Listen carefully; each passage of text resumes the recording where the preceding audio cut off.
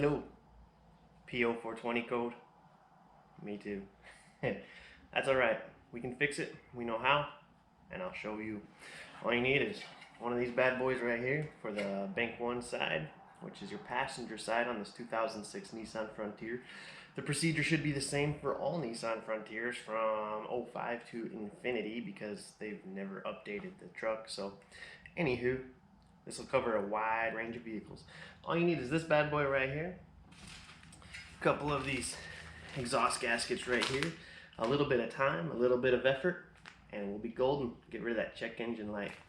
My check engine light's been on for about a year, about a year right now, and I've gotten used to it, don't really care. However, here in the greater Phoenix area, we do have emissions control, so I have to get it fixed here soon before I have to go through emissions. That's what we're gonna do today. Stay tuned.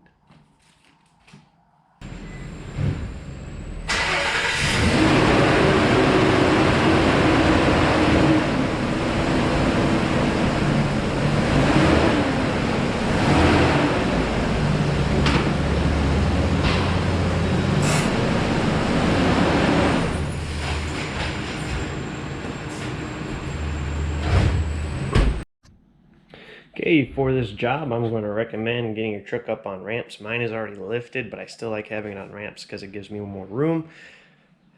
We're going to end up taking this passenger front tire off. So I put it on the ramp, then I'll just jack it up enough to get off the ramp, take the tire off, get rid of the ramp. It'll save a lot of room. Because you're going to be working right in this general vicinity, you want all that gone out of the way.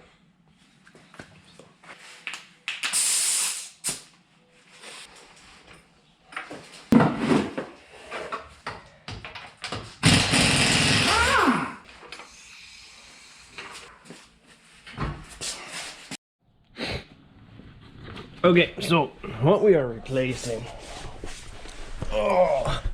is get under this bad boy right here.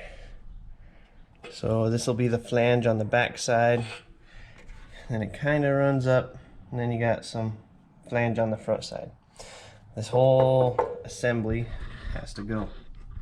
In order to do that, the best, well, I don't want to say the best way, the easiest way for me to get into this is to remove this wheel well liner. Once you remove that, you'll have a little bit more access to that cap back there.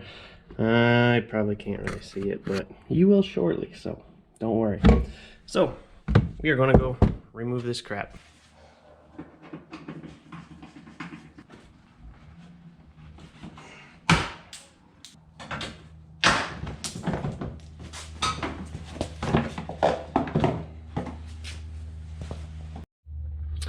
Okay, so now that you got this wheel well liner out, you can see your oxygen sensor right here. That's your cat, and then it's hidden by this stupid heat shield right here. This heat shield is going to have to be unscrewed, possibly removed. We might be able to slide it out of the way, I don't know. We're gonna find out right now.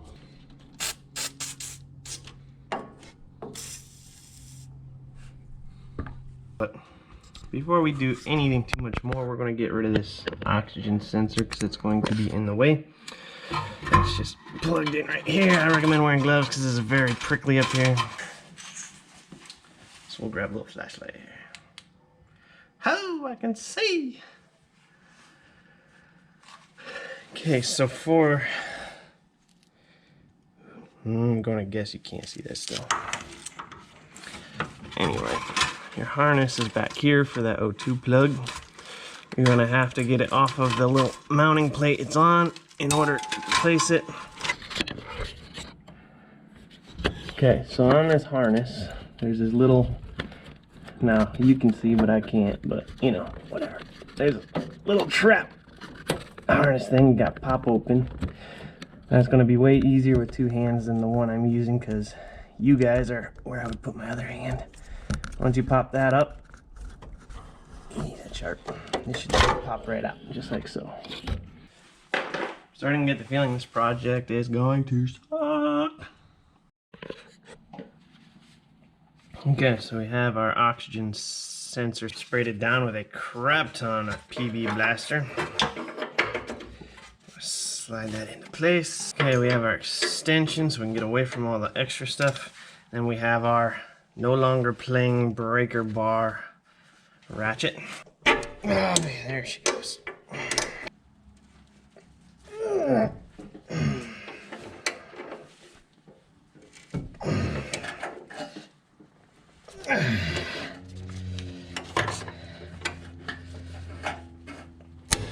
Uh-oh.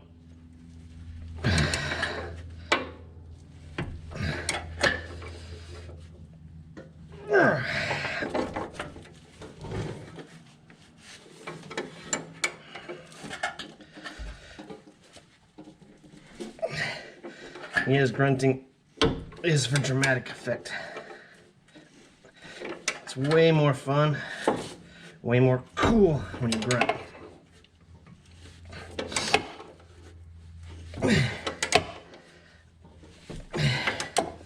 Now we're getting somewhere.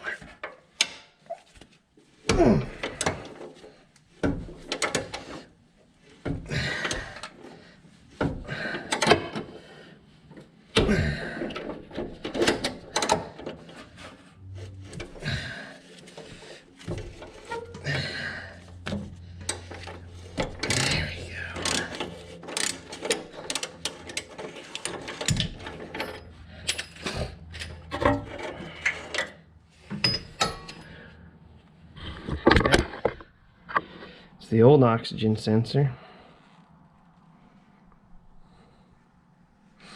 Just in case you were interested. So now that that's out of the way, we have some slightly better access to these bolts back here. Okay, so 2 out of 3 bolts on this heat shield broke. So I'm not going to put it back in when I'm done because I don't think it's all that important. So we're just going to remove it all together. Okay.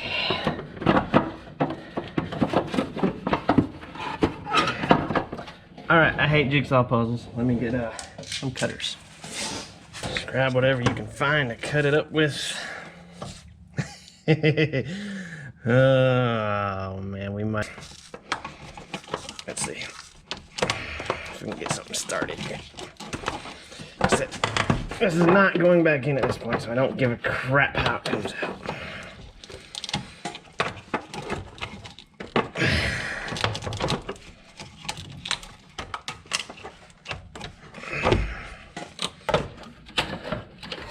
Have you taken one of these out? How did you do it? Leave a comment. Obviously it won't be in time because by the time this video is done this should be complete. But leave a comment to help out the next guy. Okay, that was a royal pain in the hoo-ha to get out. Such a little piece and yet it was in there really tight. So now that that is out, we have access to our bolts, the hardware. So you're gonna have the one right here, another one over here, and then another one. And you right there, you can kind of see it stubbing out. So I'm gonna take those off next. I put a crap load of PB blaster on it.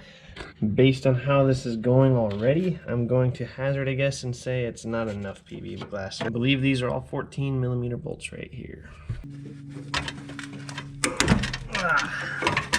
That was actually surprisingly easy.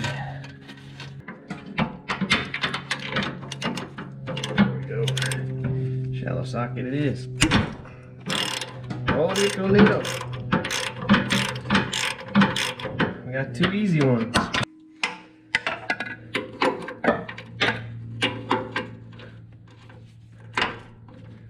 The only problem with underneath is you don't have any leverage, but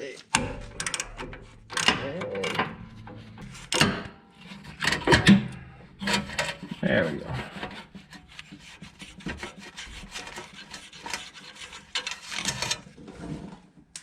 Alright, top one is broken, free. Now we gotta go do the bottom side, which should be more accessible.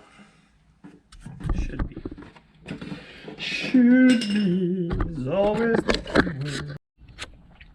So on the back side, we have one bolt here, one bolt here, both accessible from this side, which makes it easier. Okay. Not too bad.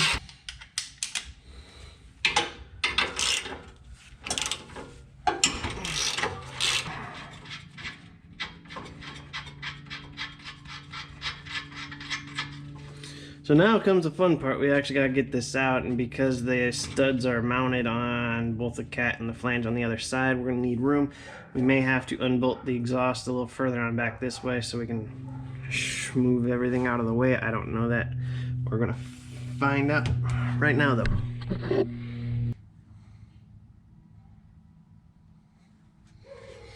Looking like that's probably what we're going to do.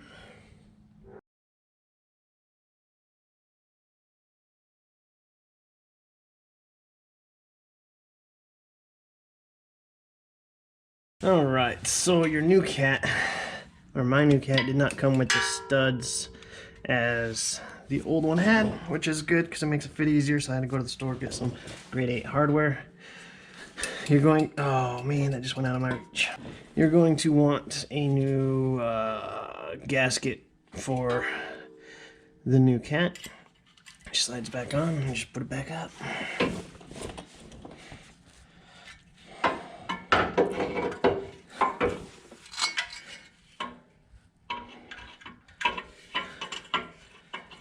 Ideally, everything will line up just perfectly. Just dandy. So I also picked up some new hardware while I was out to make this go a lot easier. Some new hardware should theoretically thread right on. While I was out buying hardware, I bought a new pair of gloves. Seems how I shredded my other ones.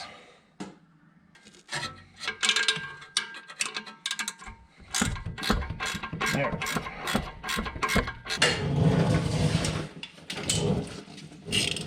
A tool for every job and a job for every tool.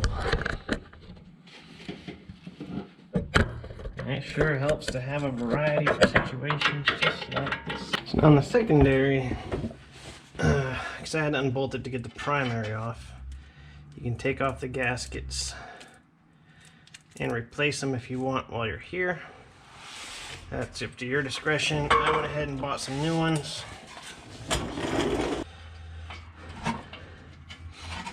So I am going to put this on.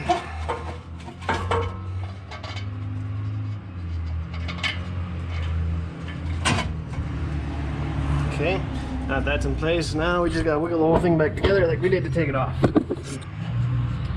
It's kind of a pain to get off, and I'm guessing it's going to be a pain to put back on. But now you gotta get this gasket off of the secondary side, so you can put your new gasket back on. If you weren't wearing gloves, this would probably be super easy. Also, maybe just a screwdriver, but you take that gasket off, put your new gasket on.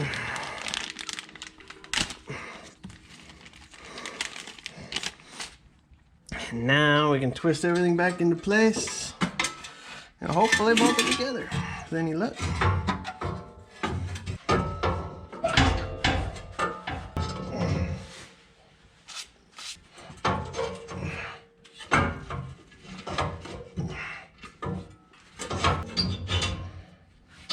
Now we're talking. Okay. Now, only because we did it on the other side, we're going to do it this side too. We're going to take this gasket off, put a new one in. My typical theory on vehicles is if you have a gasket exposed, replace it. Okay, everything's temporarily in place. So we'll throw the bolt in to make sure it stays that way.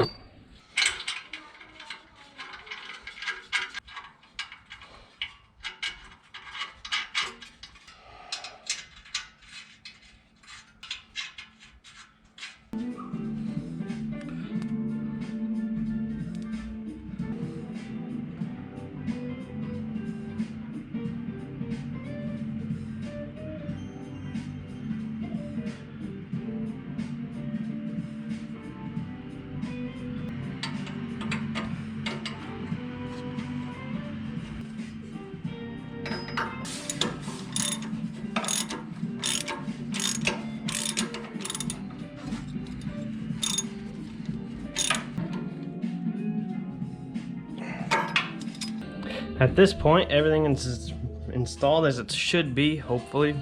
We are going to start up the vehicle before we put the splash guard on and the tire and everything, just to make sure there's no audible exhaust leaks or anything to that effect, because we don't have to take everything apart again. So that's what we're gonna do. Everything sounds good. I think we're good enough to button her up. It goes on the exact same way it came off. If you ruined your metal or your plastic clips, I mean, just buy some new ones. Screws go back in where they came off, your tire goes back on, and then take her for a test drive.